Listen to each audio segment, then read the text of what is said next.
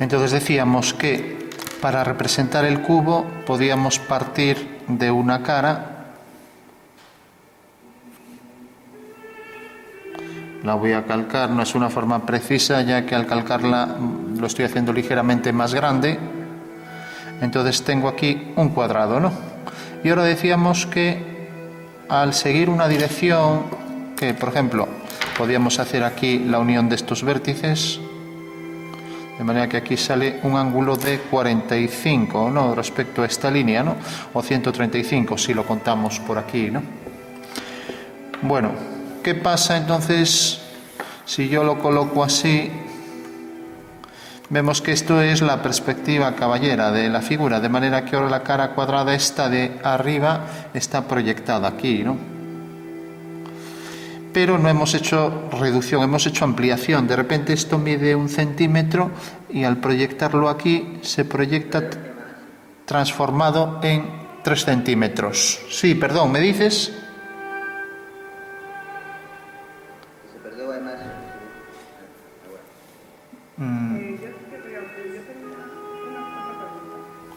Sí, dime. O sea, tu imagen yo por lo menos nada, tenemos que hacer alguna medida en específico. Hacerlo con una medida. Dime. En plan, que si el cubo lo tenemos que dibujar en alguna medida específica o lo hacemos más o menos. No, eso lo hacéis libre. Ahora, una cosa en clase, cuando os digo, mira, me utilizáis esto 3 centímetros, tal, pero ahora estamos así viendo generalidades. Entonces, bueno, lo hacéis con las medidas que queráis, ¿vale? Bueno, pues seguimos.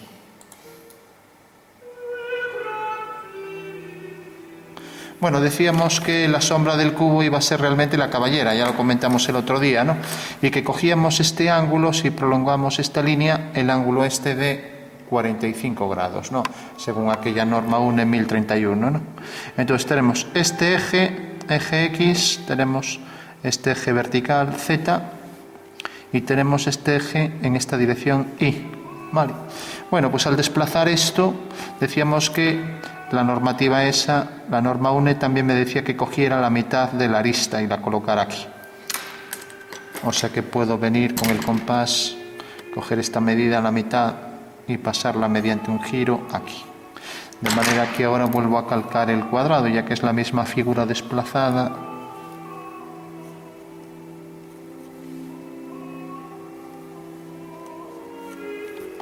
De manera que ahora puedo unir los vértices. Es un cubo un poco deteriorado, redondeado, pero bueno.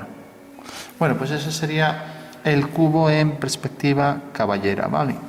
Con una reducción a la mitad, ya que la arista, si por ejemplo tiene 2 centímetros, aquí se ha reducido a 1. Y como vemos, en la dirección del eje Y es donde experimenta reducción. Entonces decimos, reducción sobre el eje Y es la mitad, ¿no? Y ahora tenemos aquí que esta figura está a escala. Bueno, a escala si no excediera ahí medio milímetro por cada esquina, ¿no? Pero bueno, en teoría la escala es la misma. Decimos escala natural, 1 partido 1. O sea que la unidad aquí corresponde a la unidad aquí, ¿vale? Bueno, imaginemos que este cubo, en vez de estar así, que es muy fácil de entender que está en perspectiva caballera, pues está girado ligeramente, ¿no? O sea que si ahora me pongo en planta y alzado, entonces convierto esto en una maqueta. Y ahora el cubo, en vez de estar así, voy a hacer este y voy a hacer otro girado. Tengo este, pero ahora está separado. Por ejemplo, lo voy a colocar aquí. Bueno, para no estar haciendo esto, voy a coger una regla que tenga un cuadrado. Así voy más rápido. Entonces tengo aquí un cuadrado, es de tamaño menor. Vamos a ver la escala. Si lo medimos, esto por ejemplo, parece que tiene, vamos a medirlo, 1,6, o sea que 1,6 centímetros, ¿no? 1,6, mientras que este tiene, habría que utilizar, algún día lo explicamos, traemos aquí la maquinita, este tiene 2 centímetros, o sea, tiene 2 centímetros y este 1,6. Habría que utilizar un calibre, ¿no?, que es para medir con precisión, ¿no? Bueno, tenemos entonces la figura. Esta figura va a estar separada, por ejemplo, 1 centímetro, ya no cojo la medida, y va a estar aquí. De manera que nos queda aquí, y la escala de la nueva figura, de mi nueva figura, como voy a utilizar este cuadrado, entonces consigno la escala al lado. Como vemos, esta línea es paralela a la línea de tierra del sistema diédrico, y por tanto el alzado, la figura se apoya en el plano horizontal, está aquí. Vale. Eso quiere decir que el cubo pues realmente estaría aquí, lo que pasa es algo más pequeñito, ¿no? Visto desde arriba y visto frontal, y ahora giramos. Esto lo vamos a hacer en caballera, pero ahora vamos a colocar los ejes, por ejemplo, aquí. Tenemos aquí el eje Z y aquí el eje Y. Y ahora, en vez de utilizar un ángulo de, si lo contamos a partir de aquí, en vez de 90 más 45, o sea 135, voy a utilizar, por ejemplo, este ángulo. Puedo coger un transportador y medirlo, a ver si tenemos aquí el transportador.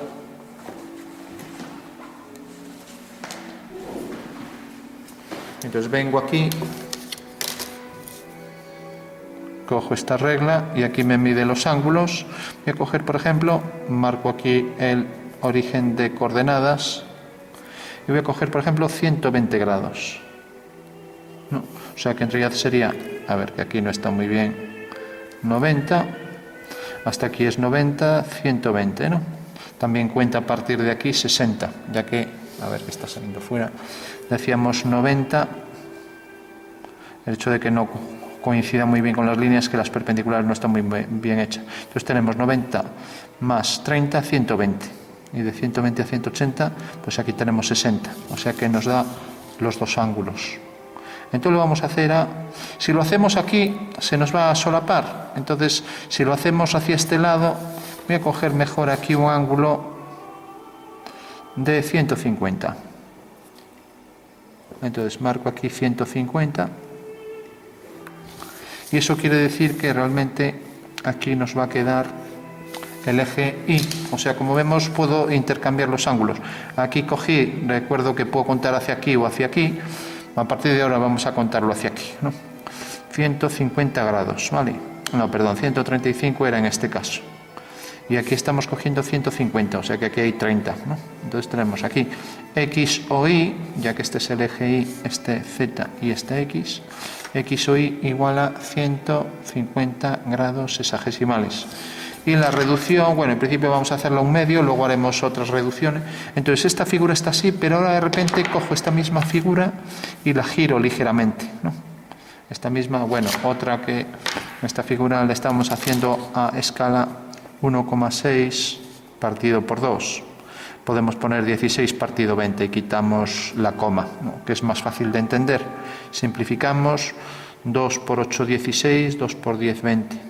2 por 4, 8, 2 por 5, 10. O sea que la escala es 4/5, ¿vale?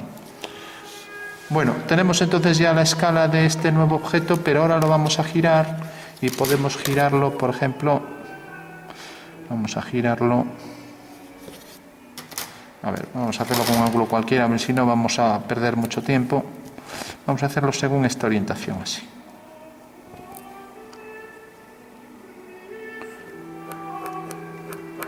O sea, tenemos ahora esta figura. Bueno, parece que esto, ni que lo hiciera a propósito, es una perpendicular. Bueno, es un ángulo cualquiera, ¿no? Entonces, proyecto estos puntos. Este vamos a hacer que quede casi coincidente, pero no. Entonces, este se ve, el de atrás se ve más a la izquierda, o sea que queda discontinuo. El de adelante queda continuo. Entonces, tenemos esta línea.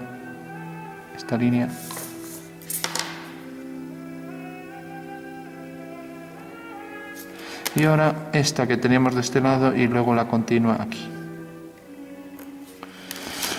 Bueno, cuando un cubo está girado, pues realmente esta medida será igual que la desde la discontinua hasta aquí. Entonces vamos a hacer en caballera estos dos cubos, ¿no? Bueno, este ya lo tenemos claro. Necesariamente las líneas vendrán por aquí. Ya no hago las paralelas. Recordad que esto debéis hacerlo con escuadra y cartabón. De manera que haréis así, ¿no? Cogéis esta línea y lo desplazáis sobre otra regla y lo vais desplazando, ¿vale? y así para hacer las perpendiculares, ¿vale? Bueno, sigue esta dirección y ahora de repente, pues esta medida que proyectamos aquí, en vez de venir aquí mediante un giro sin reducción ninguna, vamos a aplicar una reducción a la mitad. Eso quiere decir que este punto se proyecta al hacer la mitad aquí, la mitad de este segmento, que es este. O sea que en realidad este punto va a venir a parar aquí. Por lo tanto, hacemos aquí una horizontal. Ahora lo mismo, prolongo esta línea y sigo esta dirección. Esta es la dirección de reducción. Por lo tanto ya puedo trazar aquí la horizontal en el punto de corte. Y vemos que los 4 puntos de ese cuadrado que se transforma en romboide son estos 4. Basta con hacer por cada uno de esos 4 puntos líneas verticales y ya tenemos ahí la figura. Y aquí seguimos la dirección del eje Y y aquí también. Eso quiere decir que ya tenemos el cubo en perspectiva caballera y además se percibe claramente que está en perspectiva caballera, ¿no? Bueno, lo vamos a remarcar a tinta un poco más claro para que se vea. Tenemos esta línea, esta, esta,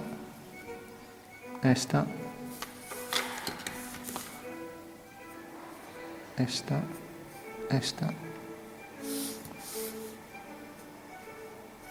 Y ahora por detrás recordamos que las líneas no visibles son discontinuas y tenemos ya ahí el cubo en perspectiva caballera, ¿vale?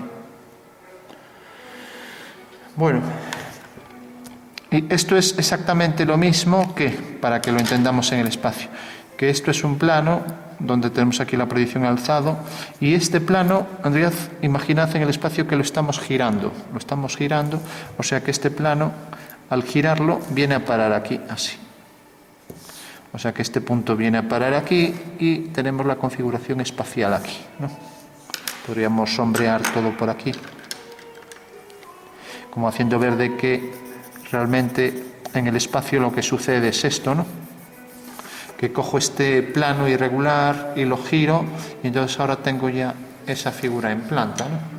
Bueno, hacemos lo mismo con este y entonces lo único que habrá que hacer es reducir este segmento, todos estos segmentos, que es la dirección del eje Y abatido. Este es el eje Y, podemos ponerlo entre paréntesis, y se suele poner con prima, porque en realidad cuando hacemos la proyección sobre el eje Y, como estos dos coinciden con la figura, se ponen sin prima, pero como este es una proyección, por eso ponemos prima, ¿no? Entonces, Y prima y abatido, para expresar que está batido, lo ponemos entre paréntesis. Bueno, pues esto, seguimos la dirección esta, podemos hacerlo así, o si queremos, una forma más fácil. Si yo prolongo aquí esta línea, me corta aquí y me corta aquí. Si prolongo aquí esta línea, me corta aquí y me corta aquí. Vale. Bueno, si hacemos lo mismo del otro lado, corta aquí y corta allá detrás. Bueno, vamos a hacerlo.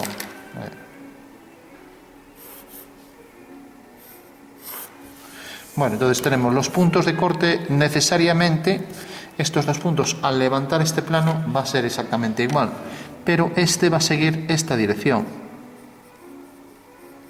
con lo cual va a venir hasta aquí y va a seguir la misma dirección. O sea, tenemos esta dirección y esto, otra vez la misma dirección y otra vez la misma dirección de reducción, con lo cual ya sabemos que la perspectiva de estas dos líneas en caballera, vamos a llamarla recta A y B, pues pasará por este punto, por este y por estos dos.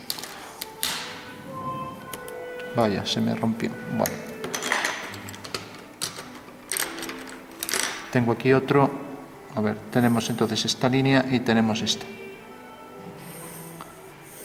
O sea que tenemos la representación de esas dos líneas ya en este plano superior, que es en realidad el plano en perspectiva. Y ahora si hacemos estos dos, Bueno, estos dos cortan aquí y es más difícil, ¿no? Pero si nos fijamos, esto sigue esta dirección, que es la dirección del eje Y. Al levantarlo, pues ¿qué va a pasar? Que va a seguir la dirección del eje Y. Entonces, fijaros que esto nos detecta este punto y tenemos esta línea. Por la intersección de esa línea con esta, nos da ahí ya el punto, ¿no? Ahora, por ejemplo, si nos fijamos, esta línea ha venido a parar aquí y así obtuvimos el punto. Vale. Entonces tenemos el primer punto. Fijaros también que todos los puntos aquí también siguen esta misma dirección. O sea, si hacemos esto bien, pues esta es paralela a esta es paralela a esta es paralela a esta. Entonces ni siquiera necesitamos hacer eso, porque si aquí hacemos lo mismo, también obtenemos, al hacer una paralela, obtenemos el punto. Al hacer una paralela, obtenemos el punto. Al hacer una paralela, obtenemos el punto y lo mismo. Con lo cual ya tenemos el cuadrilátero. Bueno, esto si somos precisos pasa por aquí. Bueno, pues ya tenemos los 4 puntos del cuadrado que aquí se proyecta según un romboide.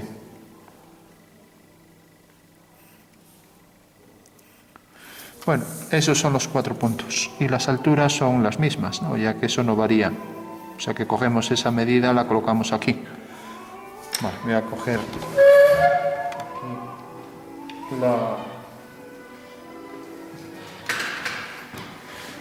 la batería que se me está acabando.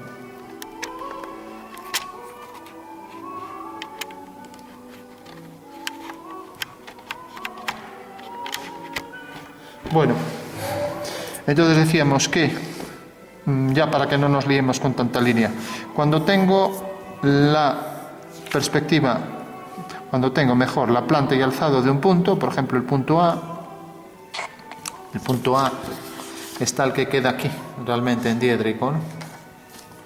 Bueno, pues simplemente, una vez que tengo esto, al hacerlo en caballera, si de repente esto se reduce a la mitad, sigue esta dirección. Y como esto, el eje Y sigue esta dirección, hago esa dirección y hago aquí un triángulo igual que este.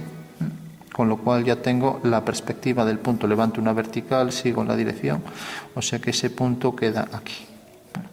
O sea que lo único que habrá que hacer esto, si quiero obtener otro punto, por ejemplo el de aquí, que queda a esta altura, hago lo mismo, hago esta dirección, levanto una vertical y hago la dirección del eje Y. O sea que el punto B tiene por proyección B1, B2, ¿no? O sea que lo único que tendré que hacer es en todos los puntos esto, nada más. O sea, todos los puntos los puedo obtener haciendo esto, sin más, ¿no? O sea, seguir la dirección de reducción, que es esta, bajar la línea, estas dos están alineadas porque son las proyecciones de un punto, B1, ¿no? B1 pasa a estar aquí en perspectiva, entonces este plano corresponde aquí abajo a este, ¿no? Bueno, pues eso es lo que estamos haciendo aquí. Realmente este punto viene a parar aquí, este aquí. Y como teníamos que la perspectiva de estas dos líneas eran estas dos, pues ya tenemos ahí el cuadrilátero. Le damos las alturas y ejercicio acabado. Con lo cual tenemos ya un cubo en una perspectiva oblicua. Claro, quien vea esto no da la impresión de que esto es una perspectiva caballera, ¿no? Porque intentamos acomodar a los ejes del triedro, ¿no? Ahora bien, imaginaros que la perspectiva que nos dan es este cubo, vale, y lo ponemos según los ejes, pero el de arriba está inclinado, está girado, más exactamente, ¿no? Pues necesariamente va a pasar esto. Entonces, por último, cogemos estas medidas de las alturas y ya concluimos el cubo. Esta medida, bueno, lo tenemos aquí en la plantilla. Entonces vengo aquí y coloco ya la altura real del cubo, ya que eso es invariable por ser paralelo al eje Z. Y ahora aquí me saldrá un cuadrilátero exactamente igual a este de abajo, ya que el paralelismo es un invariante en esta perspectiva y como las paralelas se mantienen, si una figura tiene paralelas en el dibujo también las tiene, necesariamente al mantenerse las paralelas se mantienen las dimensiones que abarcan esas paralelas. Entonces vamos por último ya a hacerlo a tinta para que se vea un poco mejor. Tenemos esta línea, esta, ahora esta de aquí.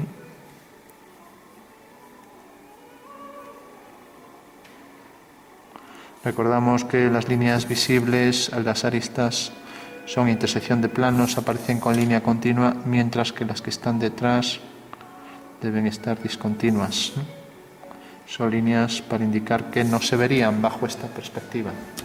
Bueno, tenemos ya la perspectiva de ambos cubos. Recordamos, esto tiene que ser igual de grande que esto, las verticales, y ya para que quede más claro, vamos a hacerlo en rojo. Vamos a hacer las dos figuras en planta en verde para que se vea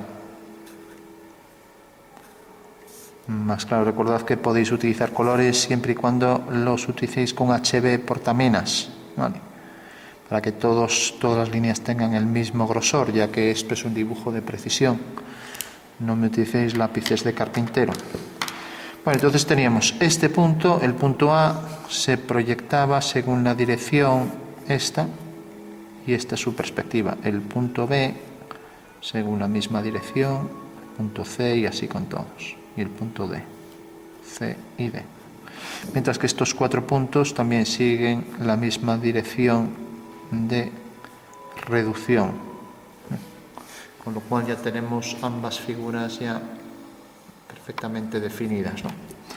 Y aquí, como ya dije, esta línea salía de este punto y llegaba hasta este punto.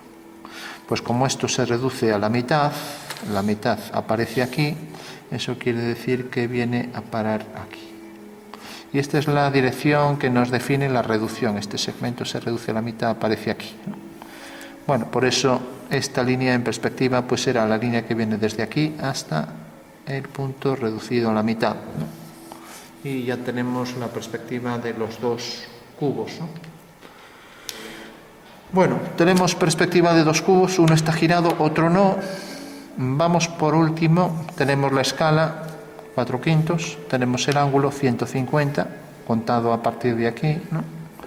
Ahora no lo hacemos en el sentido contrario a las agujas del reloj, sino en el sentido de las agujas del reloj. Fijaros, y esto es importante, que empezamos a contar a partir de aquí, en este caso. Eso quiere decir que por debajo de 180 vemos el cubo desde arriba, pero si por ejemplo ahora, vamos a ponerlo así, aquí tenemos los ejes, y tenemos el cubo que lo vemos así, desde arriba. Sería un caso de 135, ¿no? Ahora bien, si empiezo a girar hacia aquí, si pongo los ejes a 180 grados, esto no hay quien lo entienda, porque según me voy aproximando, ¿no? Al aproximarme a los 180 grados, pues queda algo así. Y esto no es nada fácil de entender. Bueno, esta cara será paralela, o sea, esto será el cubo, ¿no? Entonces, para evitar este tipo de cosas no se cogen los ángulos coincidentes con las líneas de los cuadrantes. Por ejemplo, si coloco esto hacia aquí, el eje, este eje lo voy a subir hacia aquí. Entonces será 180, por ejemplo, más 40, por ahí, 220 grados, este ángulo. Bueno, pues el cubo lo estoy viendo ahora así, desde abajo. Imaginaros que esta es una lámpara y tiene dentro una bombilla, ¿no? Así se entiende mejor. Entonces, el cubo, por encima de los 180 grados, por ejemplo en este caso 220 grados, lo estamos viendo desde abajo. Si ahora sigo girando el eje hacia aquí, entonces vendrá así. Entonces tenemos unos 300 grados, por ejemplo. O sea que el eje Y que estaba aquí, ahora viene a parar aquí.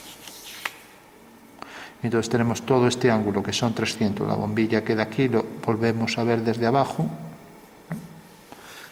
Vale, pues eso depende para ver desde qué punto lo queremos ver. Si esto lo sigo bajando hacia aquí, pues llega un momento en que hace esto, ¿no? Ya para ser más preciso. Esto está al revés, así.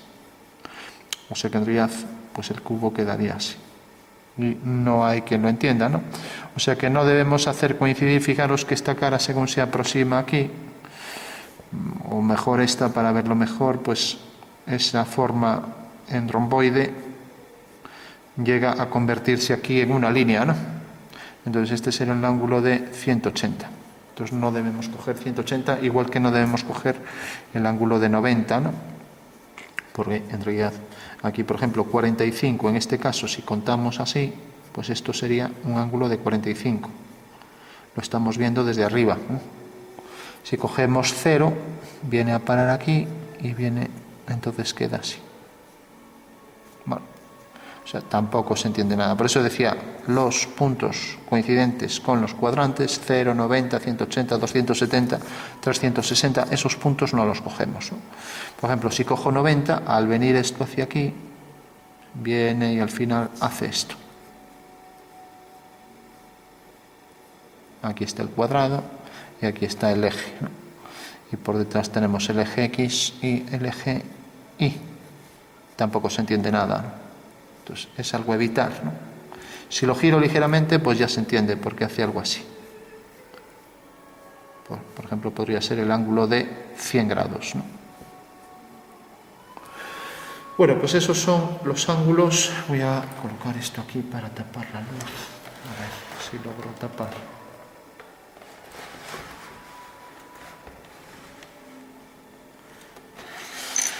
Bueno, tenemos entonces esos ángulos y vamos a hacer otro ejercicio